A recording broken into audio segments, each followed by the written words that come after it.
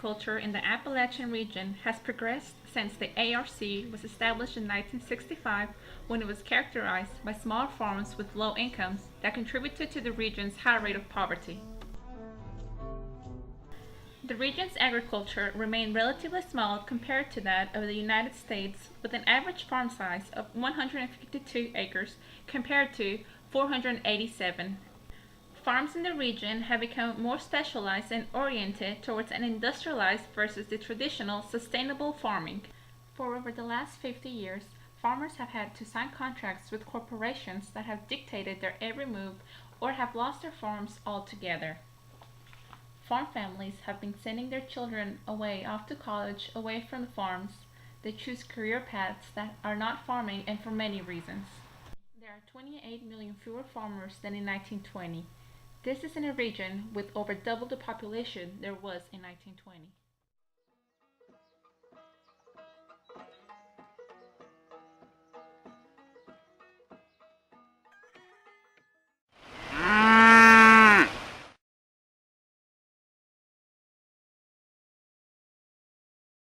Industrial agriculture is backed by three different factors.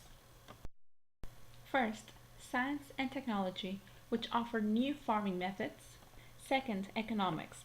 Mass production means the more you can make, the cheaper you can sell it for. And lastly, politics. The government regulates food labeling and food safety. Livestock is raised in overcrowded factories in order to maximize the production of meat. The problem with industrialized agriculture is that it generates a lot of income to a corporation that probably does not live in the area, which means the communities never get to see the income.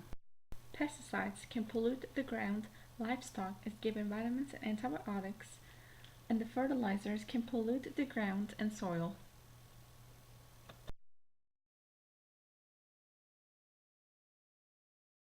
The Appalachian landscape has, over the past century, come to be dominated by industrial agriculture. Industrial agriculture can be characterized by well-capitalized, large-scale, high-technology, vertically and horizontally integrated production and distribution systems where agricultural production sites are more like factories than farms. While family farming can be perceived as a lifestyle, industrial farming approaches agriculture as a business enterprise and is primarily concerned with the bottom line. There has been an increase in industrial-owned versus family-owned farms.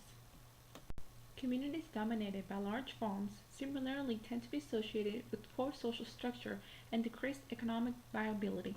Owning land and depending on it for one's livelihood can engender a sense of responsibility for the consequences of production in order to ensure long-term economic viability. Large farms often exhibit a low energy use efficiency. Local ownership impacts a sense of responsibility for the health of the local community and resources.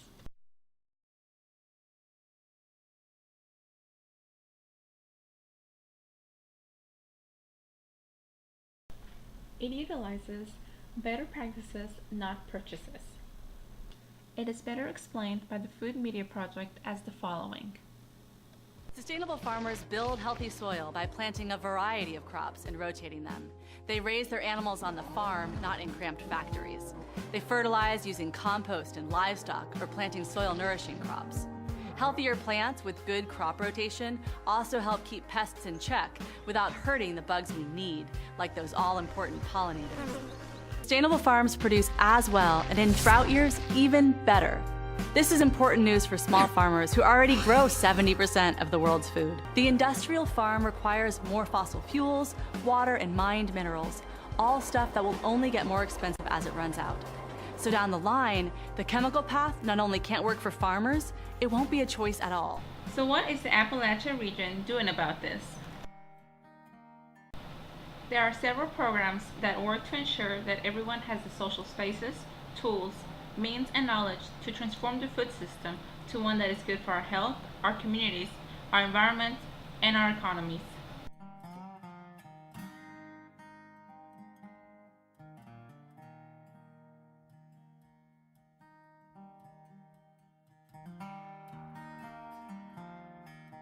Few of us know about the food we eat, where it grows, who grows it and harvests it, how it is grown, how it is processed, and what it is doing to our health or the impact of our food choices on the world and people around us.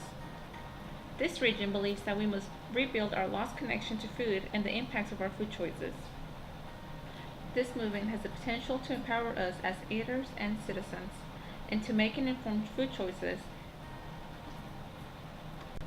The more we tend and care for the land, the more the land can give back to the farmer and its community.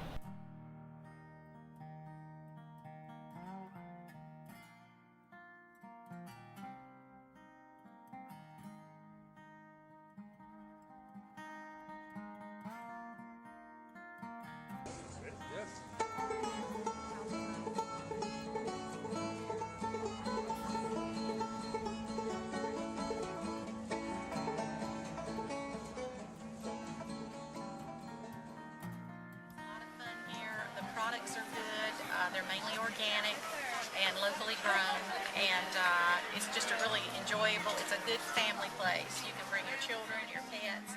I love it.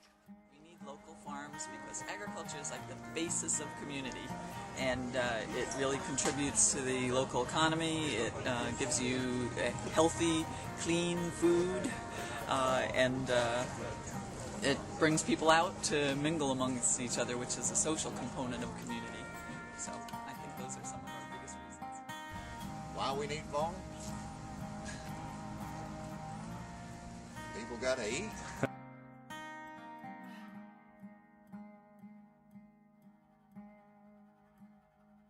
We're a small family farm. We raise all of our animals, our cattle, our pigs and chickens, all outside in the open pasture. If you visit our farm, you'll notice that we're surrounded by thousands of acres of corn and soybean farms. So what we're doing here on our farm is something very unique and different.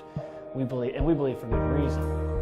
As farmers, we understand that how we manage our soil, how we manage our plants and animals will ultimately have a direct effect on the physical and mental health of those who consume the products of our farming choices.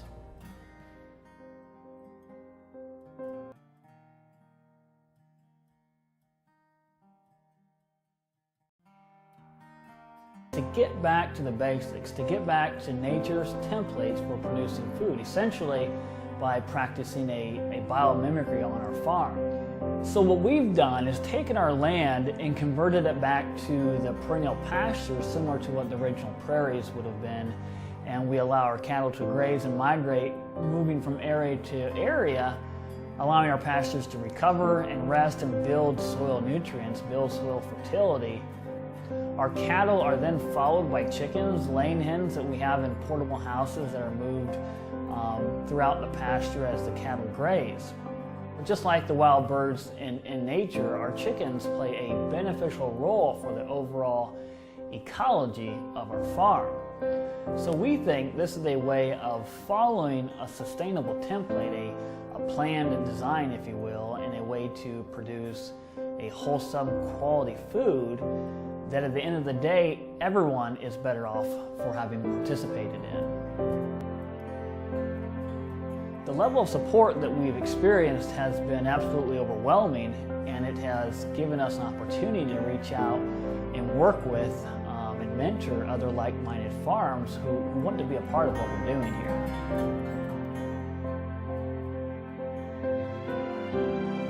The vocation of bringing food to your table is not just a business to us. We see it as a personal ministry and really a personal responsibility that we take very seriously.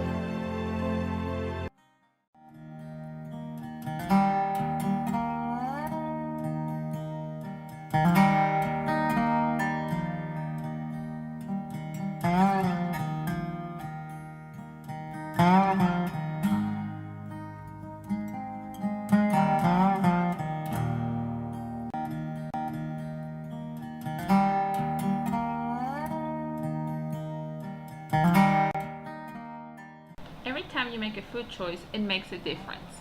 Every time you buy locally from sustainable farms, you are voting with that dollar and impacting the way that food will be grown for the future.